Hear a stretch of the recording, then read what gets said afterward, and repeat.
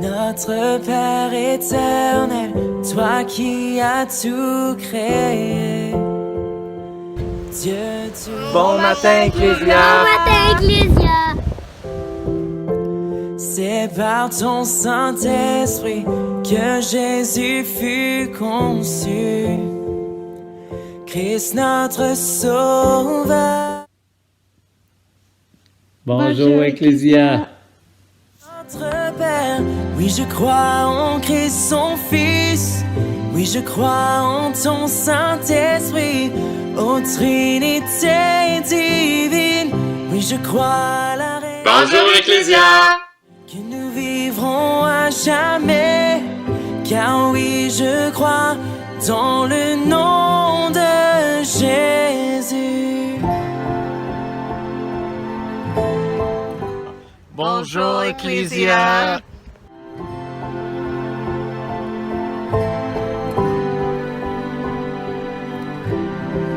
Notre juge et défenseur, tu souffris. Bonjour, Ecclésia!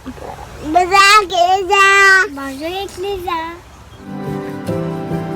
Descendu jusqu'aux ténèbres, tu es ressuscité, jamais élevé. Oui, je crois en Dieu notre Père. Oui, je crois en Christ son Fils. Oui, je crois en ton Saint-Esprit, ô Trinité divine. Oui, je crois à la résurrection, que nous vivrons à jamais. Car oui, je crois dans le nom de Jésus. Oui, je crois en lui. Oui, je crois qu'il est vivant. Oui, je crois que Jésus est Seigneur.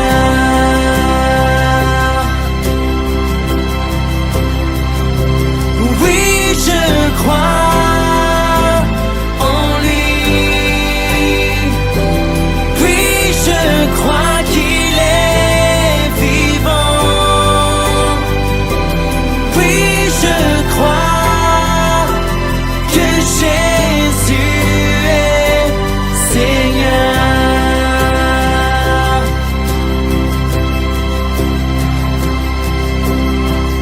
Oui, je crois à la vie éternelle. Je crois que d'une vierge il est né. Je crois à la communion des saints et en ta sainte Église. Oui, je crois à la résurrection quand Jésus reviendra. Car oui, je crois dans le nom de Jésus.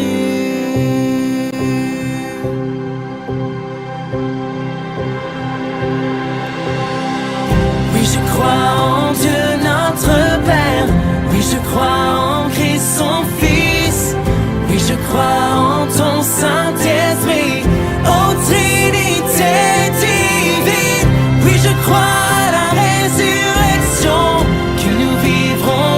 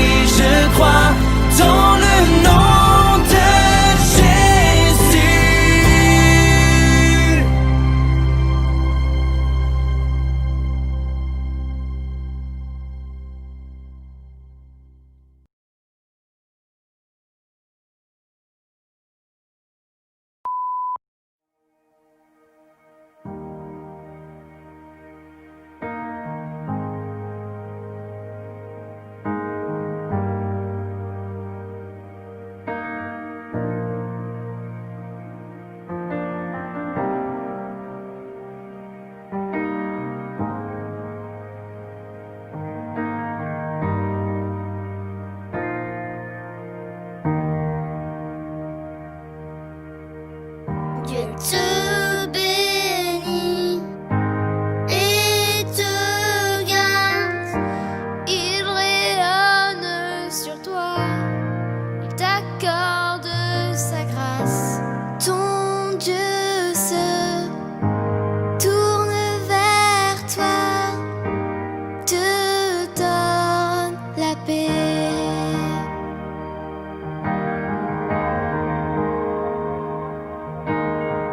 Dieu te bénit et te garde. Il rayonne sur toi, il t'accorde sa grâce. Ton Dieu se tourne vers toi, te donne la paix.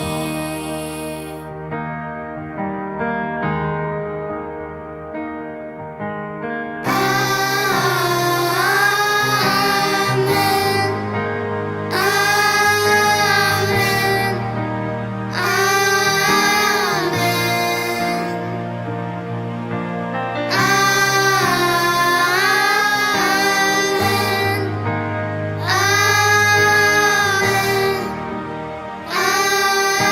Amen. Je te bénis et te garde. Il rayonne sur toi, il t'accorde sa grâce. Ton Dieu se tourne vers toi, te donne la paix.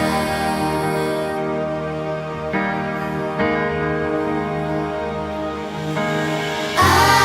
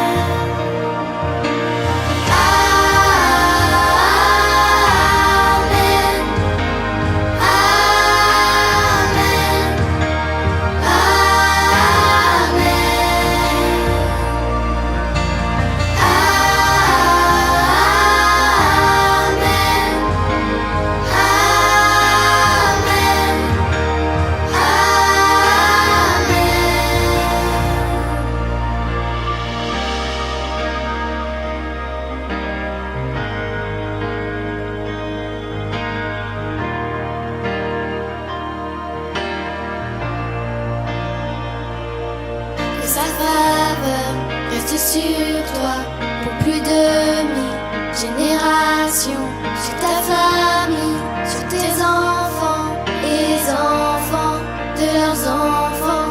Que sa faveur reste sur toi pour plus de 1000 générations, sur ta famille, sur tes enfants et les enfants de leurs enfants. Que sa faveur reste sur toi pour plus de 1000 générations, sur ta famille, sur tes enfants et les enfants de leurs enfants. Que sa faveur reste sur toi pour plus de 1000 générations, sur ta famille, sur tes enfants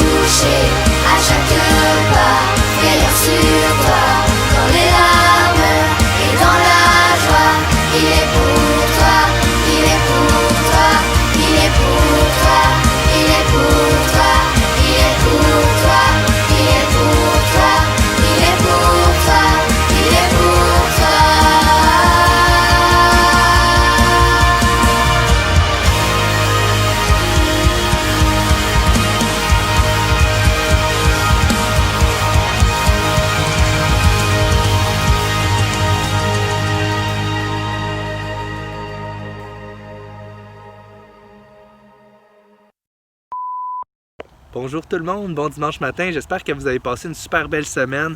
Je m'appelle David, je suis un des pasteurs ici à l'église et ce matin c'est quand même un matin spécial, dans un sens, c'est le jour du Seigneur, oui. Mais aussi depuis 5 mois, c'est la première fois en 5 mois environ qu'il y a des gens qui ont pu se réunir au bâtiment de l'église pour célébrer puis écouter le message ensemble. Donc moi je suis super reconnaissant qu'on puisse recommencer tranquillement à se réunir. Quoique c'est pas le bâtiment en fait qui nous unissait, on le sait, on l'a vu depuis plusieurs mois. On est encore plusieurs personnes de connecter. Ecclésia a toujours continué d'être en mission, d'annoncer Jésus, de servir les organismes communautaires à Saint-Jérôme. Et ça, je trouve qu'on est vraiment bénis en fait de pouvoir constater ça ensemble, qu'on est unis. Et finalement que c'était pas un bâtiment ni un lieu qui nous unissait, mais c'était le Seigneur Jésus-Christ. Hein? Vous savez, c'est écrit dans la parole de Dieu qu'il allait venir un jour où les gens n'allaient pas adorer à Jérusalem, où est-ce qu'il y avait le temple qui disait Jésus, mais que les vrais adorateurs allaient adorer en esprit et en vérité. Fait que moi, je suis super reconnaissant pour l'Église que nous sommes à Saint-Jérôme, qui est unie à cause de l'amour de Jésus-Christ. Donc, si tu es nouveau, je veux te souhaiter aussi la bienvenue à toi. J'espère que tu vas apprécier le visionnement de ce matin puis que tu vas pouvoir ressortir avec nous de ce message-là avec une connaissance un petit peu plus approfondie de qu'est-ce que Jésus a fait, de l'amour qu'il y a pour nous et de qu'est-ce que ça change dans notre vie aujourd'hui de pouvoir avoir une espérance en Jésus-Christ. Donc là-dessus, je vous souhaite un bon dimanche, un bon visionnement à tout le monde puis on se voit à la fin pour le mot d'au revoir. Bye bye tout le monde. Bon dimanche.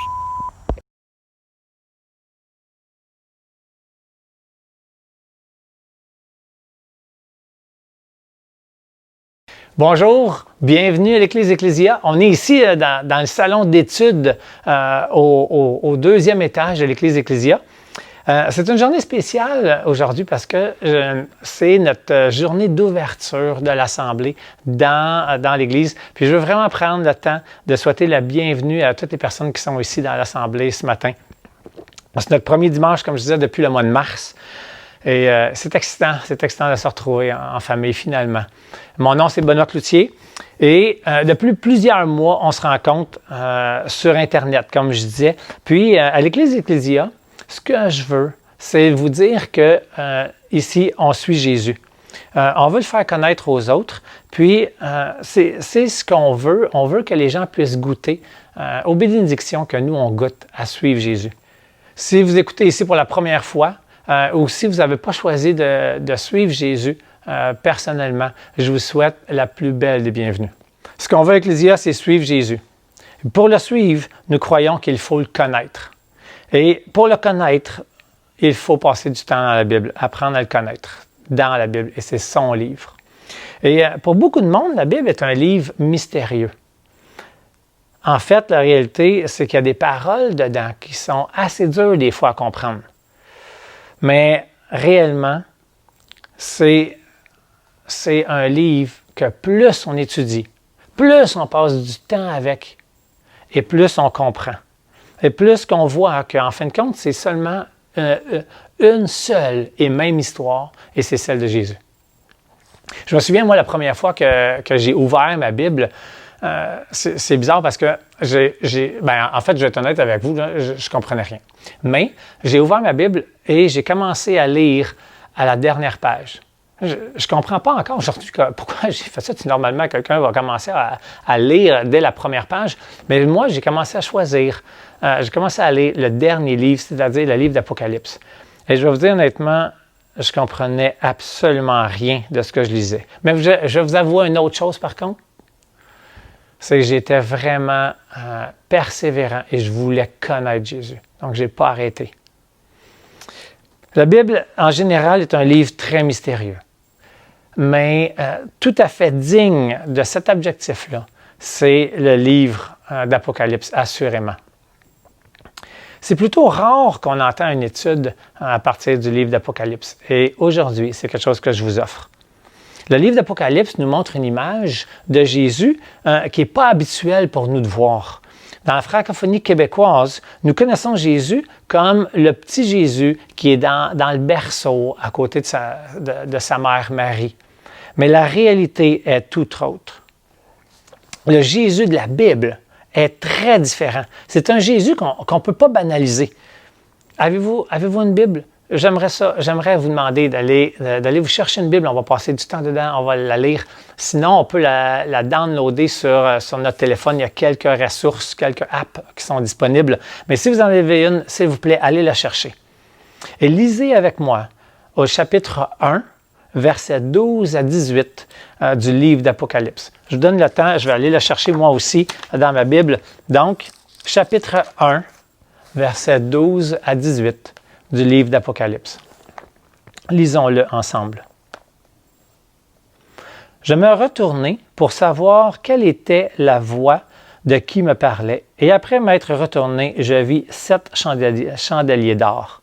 J'arrête tout de suite, je vous dis, ici, c'est Jean qui est en train d'écrire la lettre d'Apocalypse. Jean était, au moment où il a écrit cette lettre-là, le dernier apôtre vivant de Jésus. Il était sur une île qu'on appelle l'île de Patmos, et voici, c'est ce qu'il dit. Il s'est retourné, puis il a entendu la voix. Et, au milieu des 7 chandeliers, quelqu'un qui ressemblait à un fils d'homme, vêtu d'une longue robe, ayant une ceinture d'or sur la poitrine.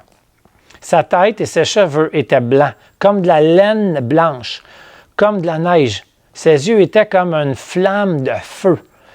Ses pieds étaient semblables à de l'airain ardent, comme s'il avait été embrasé dans une fournaise, et sa voix était comme le bruit de grandes eaux. Il avait dans sa main droite 7 étoiles.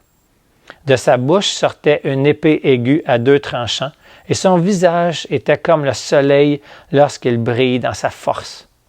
Quand je le vis, je tombai à ses pieds comme mort. Il posa sur moi sa main droite en disant « Ne crains point, je suis le premier et le dernier et le vivant.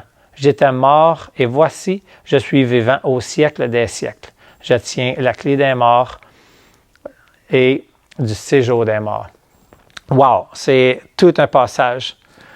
Jésus, ça ici, c'est la description de Jésus. On est loin d'un petit Jésus inoffensif dans un berceau. Maintenant, ce nouveau Jésus a un message pour 7 églises. Lisons ensemble le verset 9 à 11. Donc, les 3 premiers versets avant le passage qu'on vient de lire. Et après, on va sauter, puis on va s'en aller au verset 19 et 20. Mais je vais les nommer. On y va ensemble. On y va au verset 9 à 11. Moi, Jean, votre frère qui est part avec vous à la tribulation, au royaume et à la persévérance en Jésus, j'étais dans l'île appelée Patmos, à cause de la parole de Dieu et du témoignage de Jésus. Je fus saisi par l'Esprit au jour du Seigneur et j'entendis derrière moi une voix forte, comme le son d'une trompette. Et ça, c'est Jésus qui lui demande, qui l'appelle. Et là, on saute et on s'en va au verset 19. Et voici ce que ça dit. « Écris donc ce que tu as vu, ce qui est, et ce qui doit arriver ensuite. Le mystère des 7 étoiles que tu as vues dans ma main droite et des 7 chandeliers d'or. Les 7 étoiles sont les anges des 7 églises et les 7 chandeliers sont les 7 églises. » En fait, il y a 7 églises à qui Jésus a demandé à Jean d'écrire une lettre.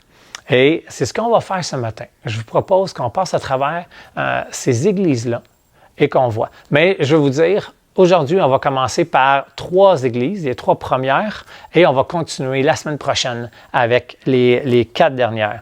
Mais le but de notre discussion, et je trouve que c'est vraiment important de mettre l'emphase là-dessus, n'est aucunement de mettre un poids ou un fardeau sur nos épaules. Mais plutôt, j'ai 2 objectifs que je veux rencontrer. C'est la première, c'est de voir Jésus avec des nouveaux yeux. Et le deuxième objectif que j'ai, c'est de développer le désir et l'intérêt en nous pour étudier la parole de Dieu. La parole de Dieu, la Bible, peut sembler difficile à comprendre, mais elle est remplie de mystères, que quand on passe du temps dedans, on apprend à la découvrir, c'est incroyable tout ce qu'on en retire. Et c'est ça que je veux développer, l'intérêt chez nous tous, de passer du temps avec. Mais je veux en même temps qu'on se pose des questions ensemble, OK? Dans notre cœur, en passant à travers ces 7 églises-là. Et la première question, c'est, est-ce que ce message-là que Jésus livre aux églises, est-ce que ce message-là serait pour moi? Y en a-t-il un ou plusieurs qui seraient pour moi? Et le deuxième, où en suis-je, moi, avec ça? Donc, 2 questions qu'on pourrait garder avec nous tout le long de cette étude-là à travers les 7 églises. Mais aujourd'hui, je ne veux pas qu'on se concentre sur différentes théories ou interprétations. Ce que je veux, c'est qu'on puisse seulement étudier le message que Jésus a envoyé aux 7 églises, sans flafla, mais juste de voir qu'est-ce qui est écrit et qu'est-ce qu'on en comprend. Je vais mettre une carte. Afin qu'on puisse voir. En fait, les 7 églises étaient en Asie mineure, qui est la Turquie aujourd'hui, et on est capable de voir où elles se situent. La première, donc, on voit la carte présentement, les 7 églises de l'Apocalypse. Donc, la première, c'est Éphèse, deuxième, Smyrne, Pergame, Thyatire, Sardès, Philadelphie et Laodicée. Et c'est l'ordre des églises qu'on va suivre. Donc, aujourd'hui, on va faire les 3 premières, Éphèse, Smyrne et Pergame. La première discussion, comme j'ai dit, va couvrir les 3 premières églises et la deuxième discussion va terminer avec les 4 autres. Mais avant de commencer, je tiens à vous dire qu'on devrait passer, idéalement, une discussion par église. Donc, vous comprendrez qu'on va faire un survol du texte, mais il y a beaucoup plus de trésors qu'on pourrait découvrir en passant plus de temps dedans. Mais, vous vous souvenez, mon objectif, l'objectif 1, c'est de développer en nous l'intérêt et le désir de passer plus de temps dans notre Bible et de découvrir ces trésors-là, puis de comprendre davantage. Donc, aujourd'hui, on ne répond pas à toutes les questions, on fait un survol, mais l'objectif, c'est de développer l'intérêt. Est-ce qu'on commence? Est-ce que vous avez votre Bible avec vous, à côté de vous? On la tourne dans le dernier livre d'Apocalypse.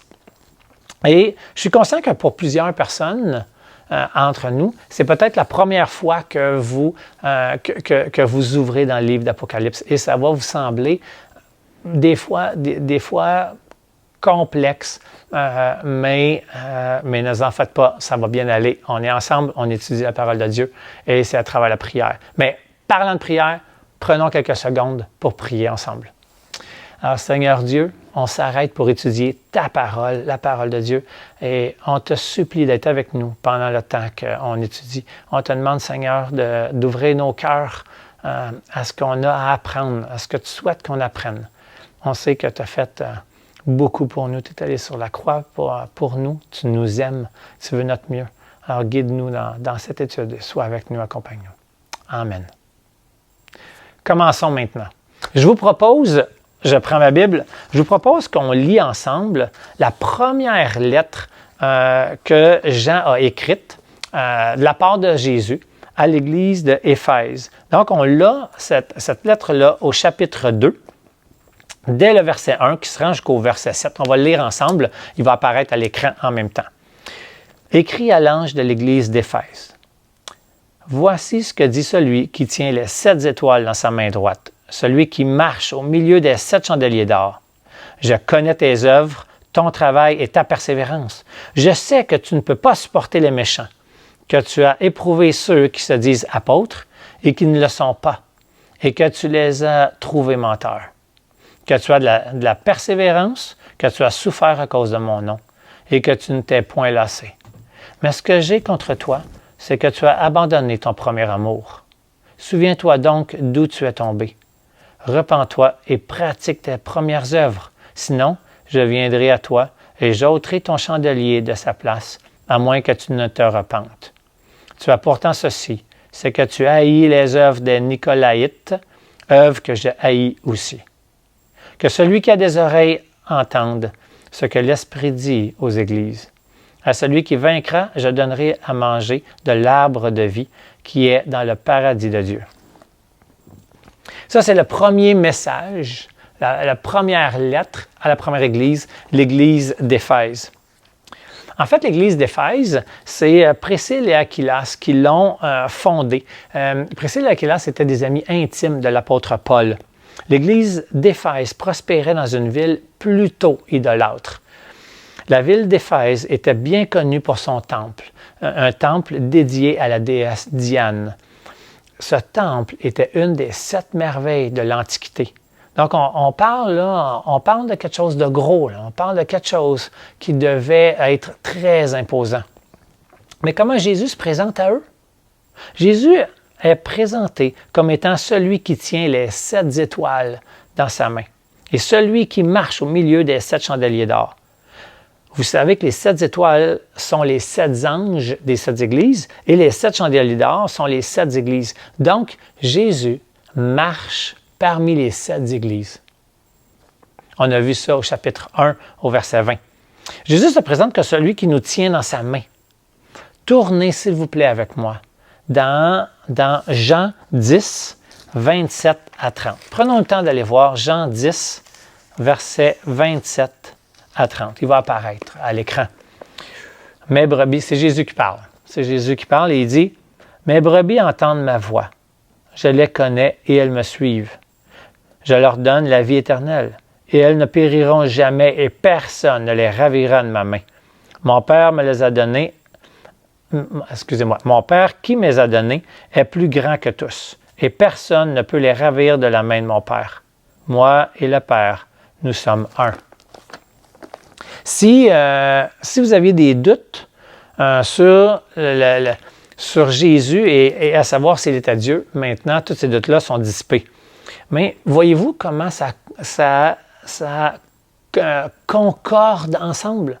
Tu sais, Jésus, dans l'Apocalypse, nous tient dans sa main et il vient dire la même chose dans Jean.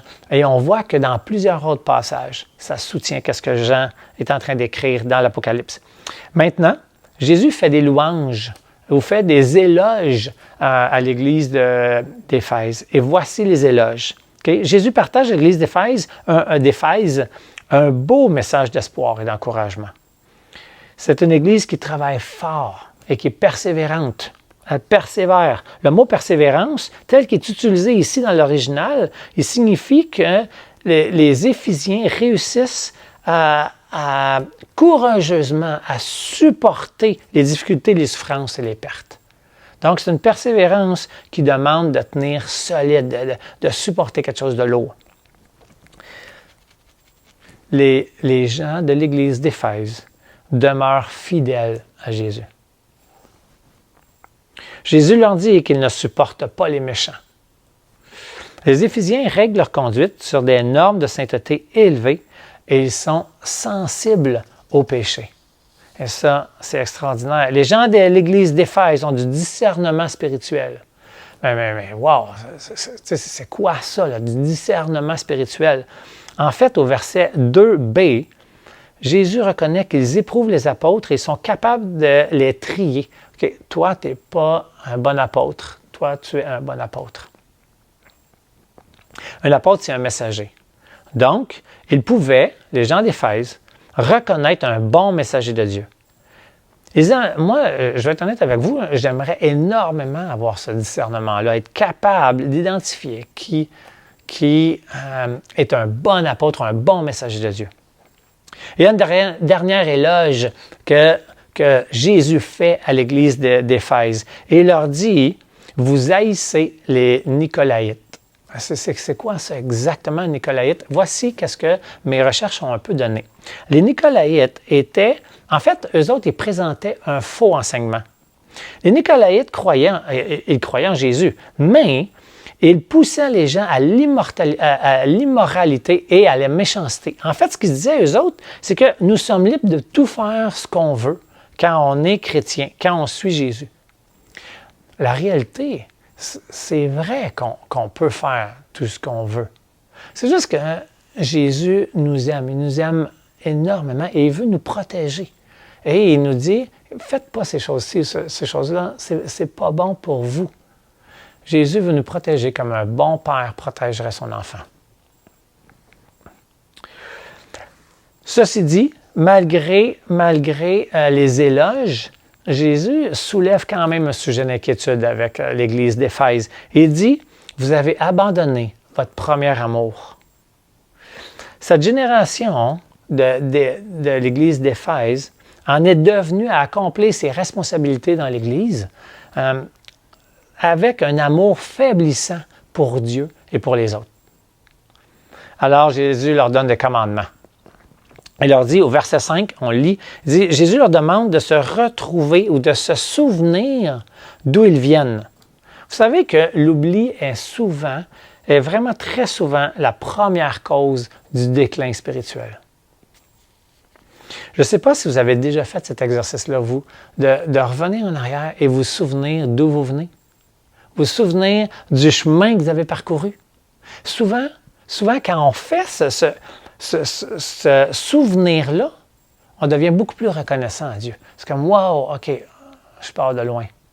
Et moi, pour ma vie personnelle, moi, je le sais, que je n'étais pas dédié, si on peut dire comme ça, à la vie que je mène présentement. Quand je regarde en arrière ce que Jésus a fait dans ma vie, je suis très reconnaissant de comment il m'a transformé. Il reste encore beaucoup de travail, j'en conviens, mais je suis vraiment reconnaissant du temps. Et ça, c'est de me souvenir de ce que Jésus a fait dans ma vie, d'où il m'a pris au départ. Et c'est ça que l'Église d'Éphèse sont demandés de faire. Jésus demande à l'Église d'Éphèse de se souvenir d'où elle a tombé, d'où elle vient, pour qu'elle se repente, puis qu'elle se reprenne en main. Il leur donne aussi un conseil. On l'a au verset 7. Lisons-le ensemble. Le verset 7 du chapitre 2. Il dit que celui qui a des oreilles entende ce que l'Église dit aux églises. Donc, pas seulement à l'Église, aux églises. À celui qui vaincra, je donnerai à manger de l'arbre de vie, qui est dans le paradis de Dieu. Parce que Jésus s'adresse aux églises, signifie qu'il parle à tous les croyants de la terre. On en comprend qu'un service extérieur pour Jésus, aussi parfait qu'il peut être, il ne saurait jamais compenser un cœur froid aux yeux de Jésus. Vous comprenez? Jésus ne demande pas des services, il demande que nous l'adorions en premier. Il veut notre premier amour. Ce qu'on doit se souvenir par rapport à cette première lettre, c'est que on doit se souvenir que Jésus, qu'est-ce qu'il a fait pour nous transformer? On doit se souvenir de notre premier amour en Jésus. Moi, là, je vais vous dire honnêtement, quand j'ai découvert Jésus au tout début, c'était des heures que je passais dans ma Bible. Je ne pouvais pas m'arrêter. Je comprenais... Non, je vais être honnête, là, je ne comprenais rien. Okay? Je ne comprenais rien. Je lisais, mais je ne comprenais pas. Mais mon désir était tellement fort de continuer et d'apprendre à connaître Jésus davantage. Aujourd'hui, cet amour est différent. Elle a grandi, elle s'est développée, elle a maturé. Mais est-ce que je peux vous proposer une image? Imaginez, on est l'été, c'est le temps du barbecue. Jésus, ce qu'il veut, c'est qu'on soit enflammé pour lui, comme la flamme du barbecue qu'on allume au maximum. L'Église d'Éphèse, quand on l'étudie, on a l'impression qu'il y a eu une flamme au début, sa première amour, mais là maintenant, elle était rendue sur le pilote automatique, le petit pilote, là, celui que la flamme est tout petite. Pour demeurer enflammé, il faut mettre du temps dans la relation avec Jésus. Deux manières. On met notre nez dans notre Bible, puis on prie. Mais voici ce qu'on avait à apprendre par rapport à l'Église d'Éphèse. Et voici qu'est-ce que l'Église d'Éphèse vivait comme situation. Maintenant, on va aller étudier l'Église de Smyrne. Je vous invite, on s'en va dans le livre d'Apocalypse, on va aller lire la lettre à l'Église de Smyrne. Et c'est du verset 8 au verset 11 du chapitre 2. Et voici, on va le mettre à l'écran. Écrit à l'ange de l'Église de Smyrne. Voici ce que dit le premier et le dernier, celui qui est mort et qui est revenu à la vie. Je connais ton affliction et ta pauvreté, bien que tu sois riche, et les calomnies de la part de ceux qui se disent juifs et ne le sont pas, mais qui sont une synagogue de Satan. Ne crains pas ce que tu vas souffrir. Voici, le diable jettera quelques-uns d'entre vous en prison, afin que vous soyez éprouvés, et vous aurez une tribulation de 10 jours. Sois fidèle jusqu'à la mort, et je te donnerai la couronne de vie. Que celui qui a des oreilles entende ce que l'Esprit dit aux églises. Celui qui vaincra n'aura pas à souffrir la seconde mort. L'Église de Smyrne. La première chose qui est importante de savoir à propos de l'Église de Smyrne, c'est qu'elle était composée d'esclaves. Ces esclaves, le peu qu'ils avaient, ils l'avaient perdu à travers la persécution. Cette Église aurait pu s'effondrer à n'importe quel moment. Mais Jésus leur dit qu'ils sont riches. Ils ont véritablement ce qui est le plus important. En fait, ils ont 5 choses. Ils ont la foi, ils croient en Jésus. Ils ont la foi, la sainteté, la communion fraternelle ensemble, la paix, mais surtout, ils ont un sauveur et un consolateur qui compatit avec leur souffrance. Jésus se présente ici, il s'identifie en fait comme celui qui est mort et qui est revenu à la vie. Clairement, on parle ici de Jésus parce que c'est lui qui a fait ça. L'auteur, Jésus, s'identifie aussi comme étant le premier et le dernier. Dans l'Ancien Testament, Dieu se présentait comme tel. On peut le voir dans Ésaïe 44, 6 et on le voit aussi dans Ésaïe 48, 12. Alors, l'utilisation de cette expression vient confirmer l'égalité entre Dieu et Jésus, si vous aviez des doutes. Il y a des éloges à l'Église de Smyrne. Jésus s'arrête et prend le temps de les encourager. Il leur demande de tenir bon dans la souffrance. Jésus leur dit « Je connais ton affliction ». Le mot « affliction » est traduit par le mot « thlipsis » et ça signifie « pression ». Donc Jésus connaît la pression que cette Église-là vivait. C'était une pression intense. En fait, Jésus leur dit même qu'ils vont recevoir une tribulation de 10 jours. Ça va probablement être assez intense, ces 10 jours-là. Les gens de la ville de Smyrne rendaient un culte à Rome, les gens de la ville. Les gens de la ville étaient très fidèles. C'était un lien, un culte très fort à Rome. Mais les chrétiens refusaient d'adorer Rome.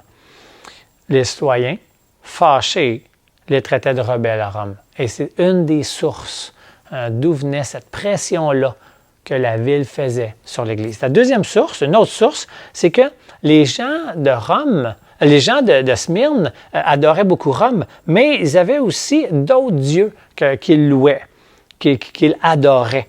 Et principalement Cybère, un des dieux. Mais ce qui se passe, c'est que les gens de la ville constataient que les chrétiens, que l'Église de Smyrne ne participait pas à leur adoration. Et ce, en plus d'adorer un Dieu qui était invisible.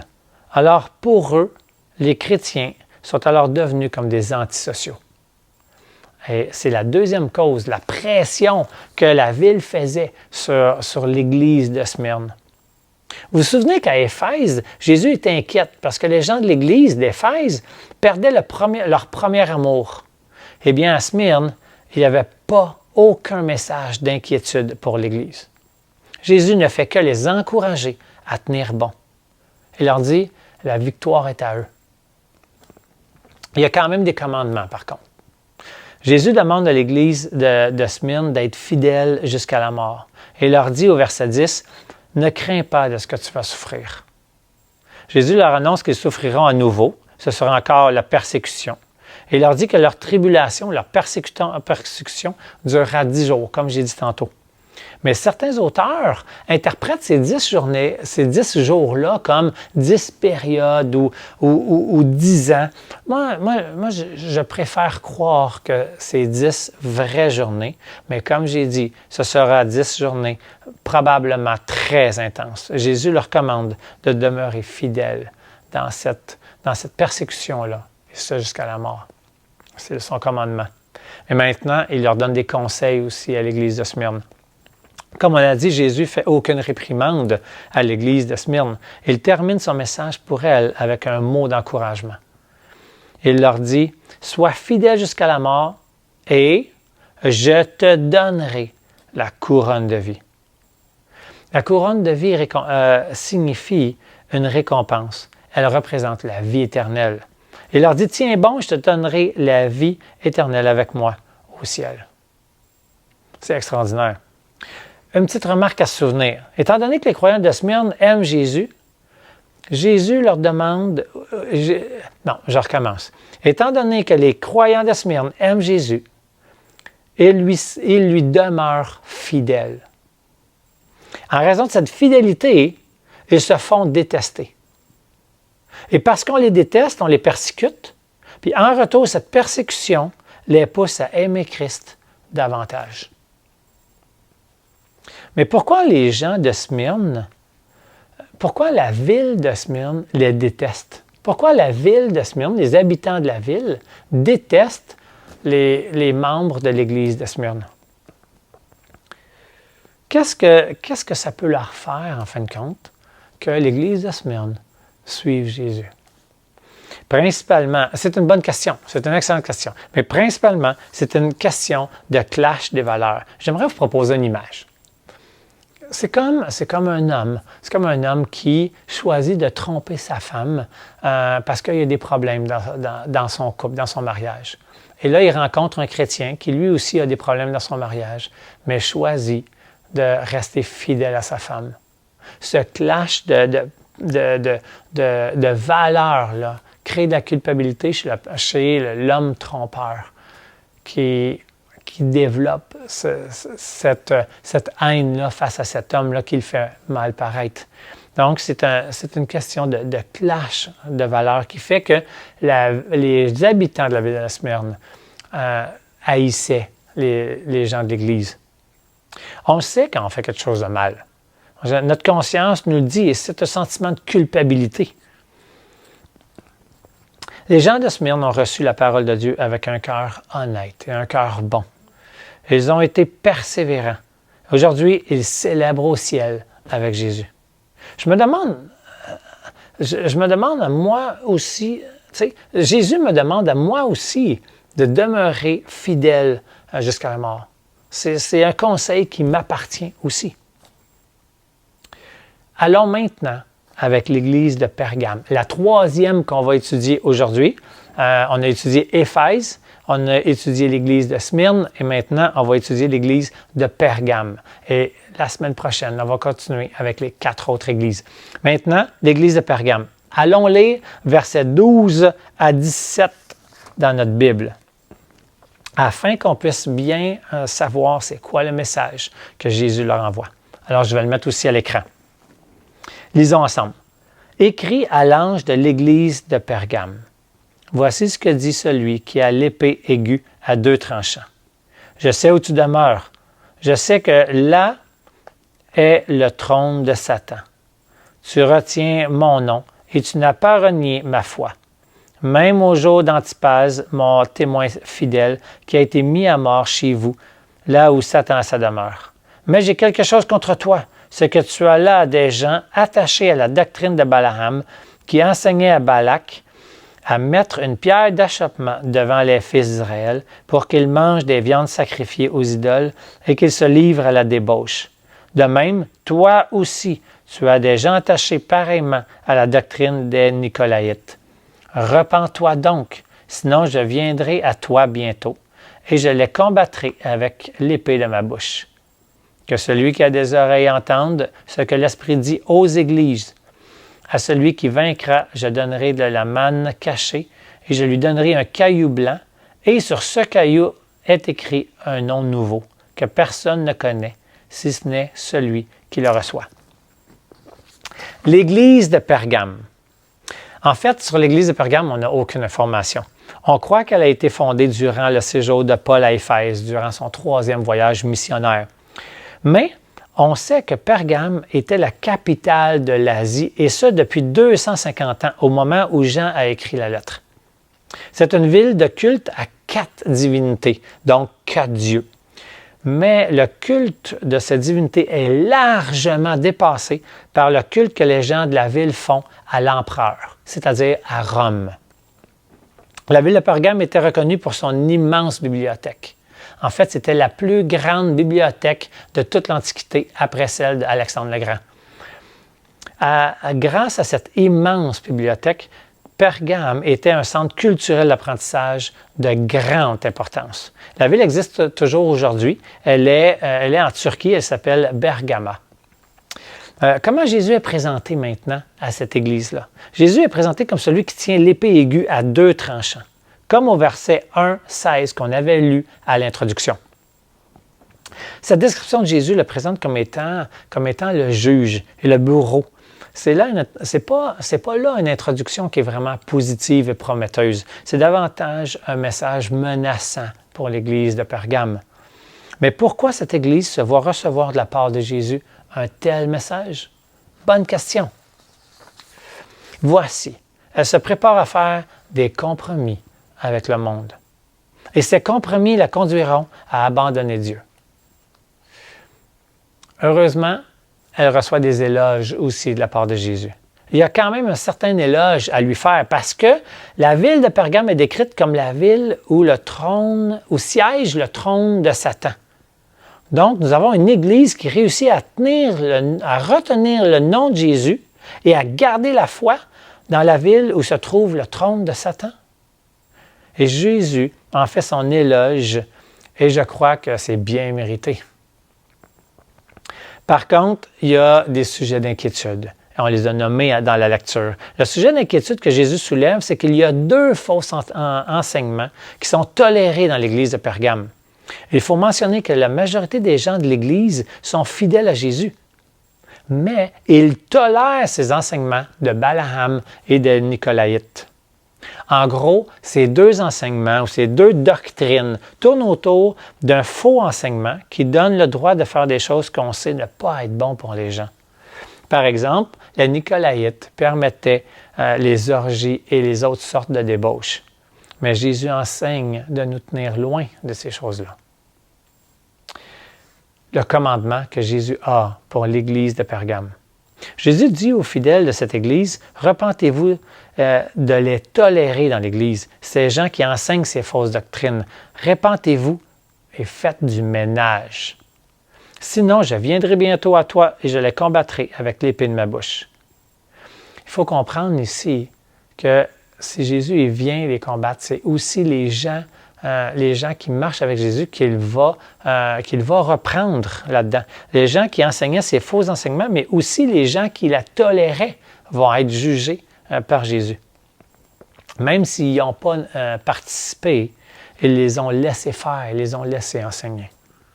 On remarque aujourd'hui qu'on a tendance à éviter les confrontations. C'est de ça que Jésus parle. Confrontez-les, faites du ménage. Mais aujourd'hui, c'est plus difficile ou c'est difficile. Des fois, on le fait au nom de l'amour. On ne confronte pas. Mais d'autres fois, c'est parce qu'on manque de savoir-faire. On ne sait pas comment s'y prendre pour confronter.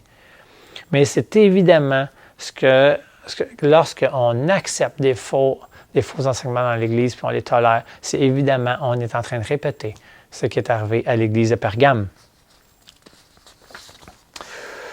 Jésus leur donne des conseils à l'Église de Pergame. Et voici ce qu'il leur dit. Jésus conclut quand même avec une parole d'encouragement. Il leur dit qu'à ceux qui vaincra, il leur donnera 3 choses. De la manne cachée, il leur donnera un caillou blanc et il va écrire un nouveau nom sur ce caillou blanc qu'il va remettre. En fait, la manne cachée, ça nous ramène un peu dans l'Ancien Testament, au moment où les Juifs étaient dans le désert. Jésus les nourrissait. Dieu les nourrissait avec un pain qu'il faisait tomber du ciel, qui avait un goût de miel. Et dans le Nouveau Testament, Jésus est présenté comme le pain. Ce qu'on croit, c'est que la manne cachée représenterait Jésus. Le caillou blanc, maintenant, que Jésus a promis de donner. En fait, mes lectures m'ont amené à croire, en fait, c'est l'interprétation qui revient le plus souvent, c'est que à l'époque de l'Antiquité, ce qu'ils faisaient lorsqu'il y avait des jeux sportifs ou des compétitions sportives, c'est que les gagnants recevaient un caillou blanc avec leur nom écrit dessus. Et ce caillou blanc-là leur permettait de rentrer au banquet après les Jeux et leur donnait accès à une remise de médailles, de soirées. Donc, on croit qu'il y a peut-être un lien là où ils reçoivent un caillou blanc pour leur dire « Maintenant, toi, tu as accès au banquet céleste. » Tandis que la promesse, c'est un nouveau nom que personne ne connaît. Ça, c'est tout un mystère.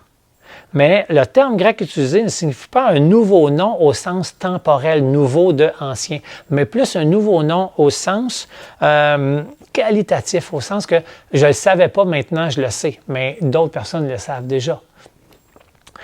Sauf que ça reste un mystère. Et j'ai hâte de voir comment ça va se passer. Une remarque ici, OK? Moi, ce que je me questionne quand je regarde la lettre que Jésus a écrite à l'Église de Pergame, je me pose comme question, comment est mon comportement à moi? Et je me questionne, je me dis, si les leaders de l'Église me suivaient pendant 1 mois, qu'est-ce qu'ils me diraient après au sujet de mon comportement? Comme j'ai dit au tout début, l'idée dans cet enseignement-là, ce n'est pas de mettre un fardeau sur nos épaules ou d'alourdir ou quoi que ce soit, mais de se positionner. C'est de voir, est-ce qu'il y a quelque chose dans ma vie que je devrais m'y arrêter et voir à changer? Quelque chose qui nuit à ma vie et à mon bien-être, auquel je devrais faire le ménage? La conclusion, comme conclusion de cette première partie-là, nous sommes obligés d'arrêter ici pour cette semaine, mais la semaine prochaine, on va continuer avec les 4 autres églises, Thyatire, Sardès, Philadelphie et la dernière, l'église de Laodicée. Mais comme j'ai dit, le livre d'Apocalypse est un livre vraiment mystérieux. Mais étudié de la bonne manière, avec les bons outils, il devient un livre d'aventure qui permet de découvrir Jésus, mais un nouveau Jésus, un Jésus glorieux et puissant, un Jésus quelque peu différent que ce que notre culture québécoise nous a enseigné. On se retrouve la semaine prochaine pour la suite. Ça a été un grand plaisir d'être avec vous et je vous souhaite un super dimanche. Terminons avec un mot de prière. Prions ensemble. Notre bon Père éternel, merci d'être avec nous. Merci de nous guider. Merci d'être ici avec nous. Merci pour tout le don de ta personne que tu fais pour nous, le don de ta croix. On te demande d'être avec l'Église Ecclésia, tous les membres, nous aider à marcher dans tes voies. Mais aussi, on veut briller dans Saint-Jérôme. On veut te faire connaître afin de faire goûter aux autres autour de nous toutes tes bénédictions. Merci de ta présence. Merci de ton amour. Et pour ta parole qui nous permet de plus te connaître quotidiennement. Amen. Alors, merci tout le monde. On se voit la semaine prochaine pour la continuité. Au revoir.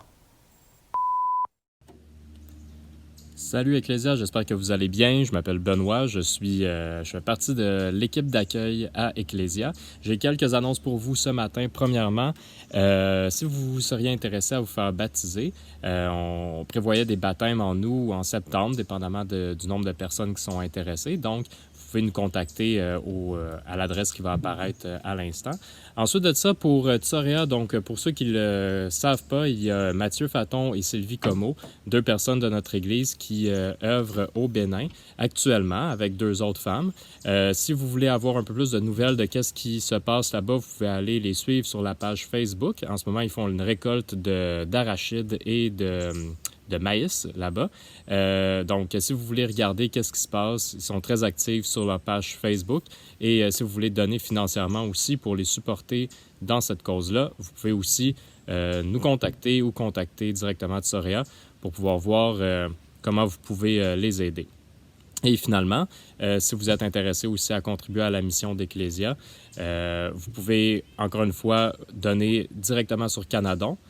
Ou vous pouvez aussi faire un virement Interac à l'adresse qui va apparaître à l'écran. Donc, c'est pas mal ça.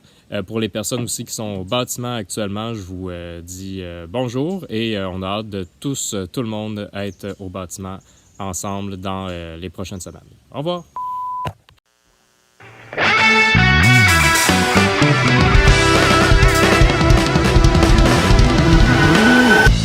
Quand la nuit tombée, l'angoisse surgit, sans fin tu m'appelles. Quand ma foi faiblit et l'espoir tarit, tu es mon abri. Lorsque je suis là, découragé, Dieu, tu es tout pour moi. Désormais, je peux persévérer. Tu es avec moi, tu es avec moi. Ton amour m'environne, il lève plus haut. Il résonne dans mon âme, c'est le écho. Ton amour m'environne, il lève plus haut.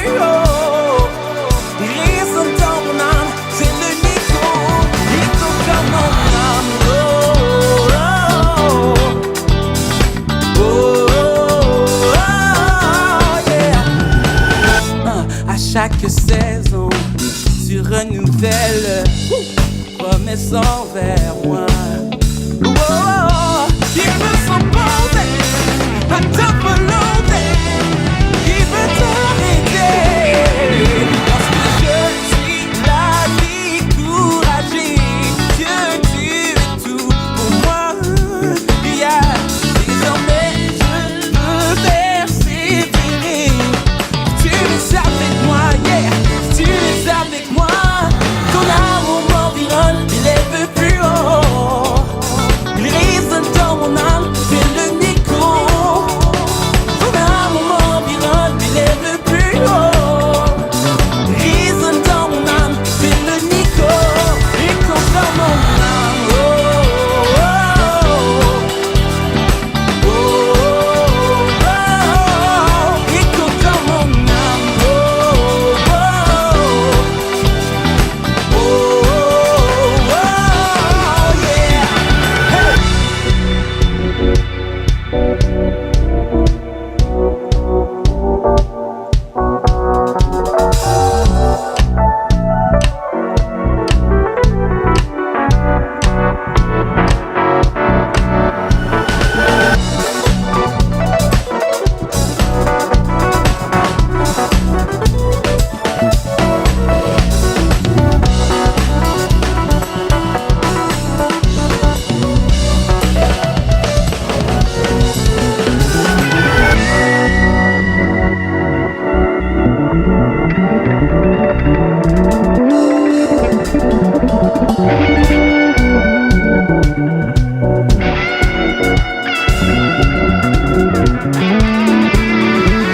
Ton amour m'environne, il élève plus haut.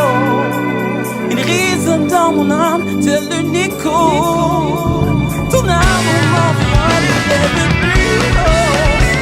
Il résonne dans mon âme, too. Ton amour m'environne, il élève plus haut. Il résonne dans mon âme, tel le Nico. Ton amour m'environne, il élève plus haut.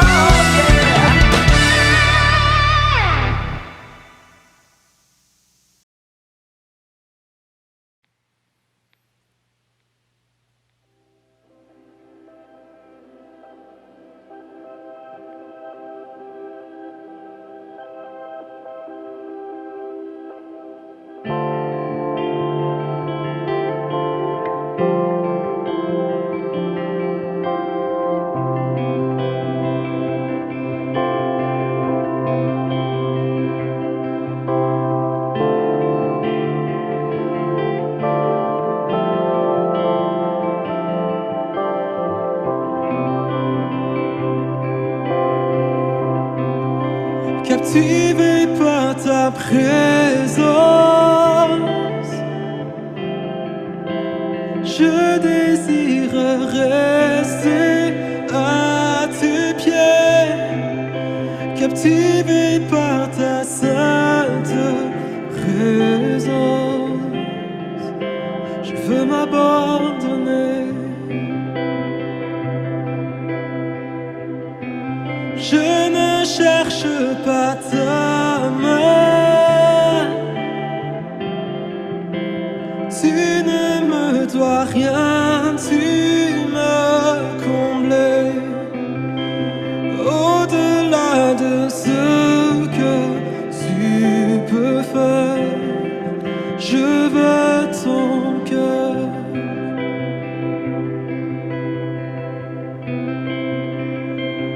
Pardonne-moi quand tout n'est qu'une habitude. Pardonne-moi quand j'oublie pour qui je chante. Je veux tout recommencer. J'ouvre à nouveau mon cœur à toi.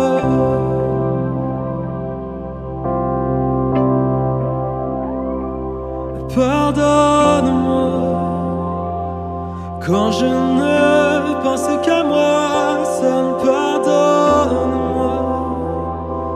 Lorsque toi, ça ne suffit pas, je veux tout recommencer. J'ouvre à nouveau mon cœur à toi.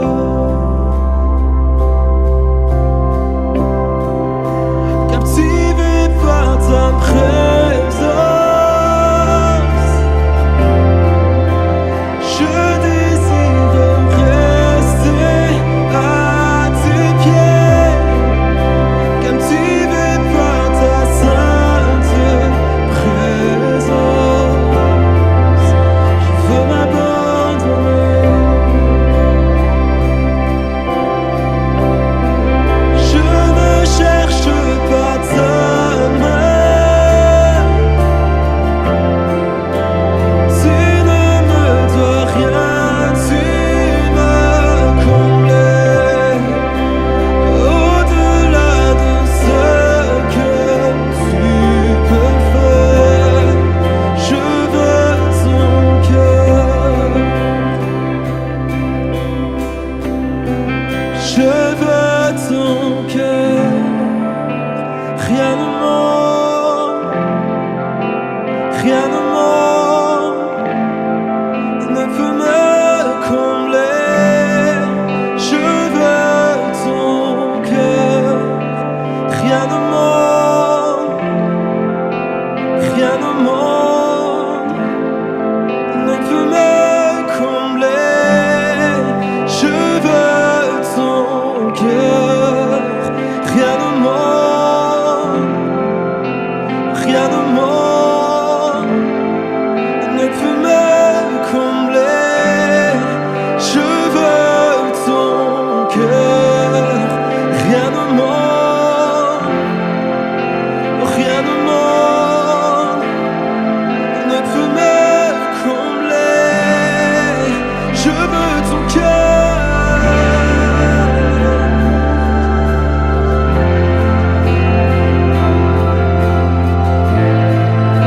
Je veux ton cœur,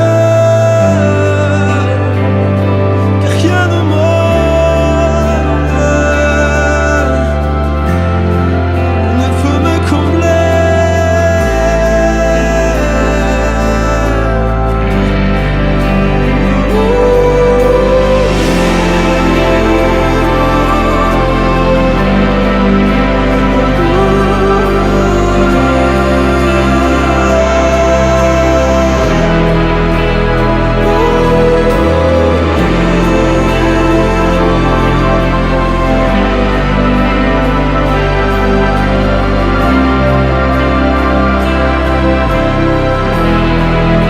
Je veux ton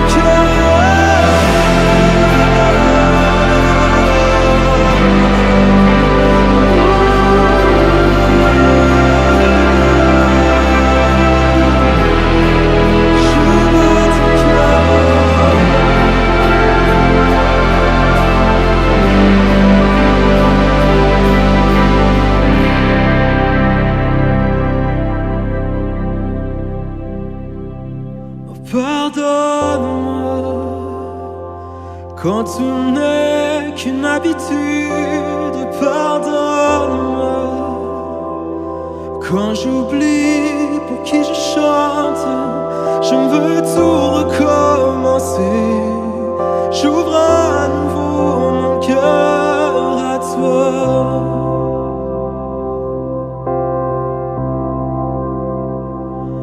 Pardonne-moi quand je ne pense qu'à moi seul. Pardonne-moi lorsque toi ça ne suffit pas. Je veux tout recommencer. J'ouvre à nouveau mon cœur à toi.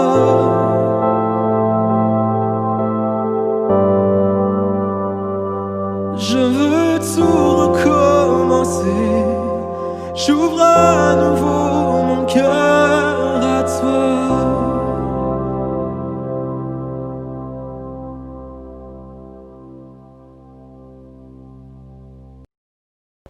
Juste avant de vous dire au revoir, je voulais juste te dire que si tu es intéressé à connecter avec nous, tu peux nous laisser un mot sur la page Facebook ou tu peux nous écrire en privé si tu as des questions sur qui on est, sur qu'est-ce qu'on fait et comment participer avec nous. On est impliqué quand même à plusieurs endroits dans la communauté de Saint-Jérôme. On a des groupes connexion aussi. Et si tu es curieux, si tu as des questions, n'hésite pas à poser tes questions, à nous écrire. Ça va nous faire plaisir de te répondre. Une autre petite chose avant de terminer, c'est que si tu veux venir au bâtiment dimanche prochain, tu es super bienvenu. La seule chose, c'est qu'on veut que tu t'inscrives avant. Donc, quand je vais terminer mon message, il va y avoir un formulaire qui va être posté sur la page Facebook.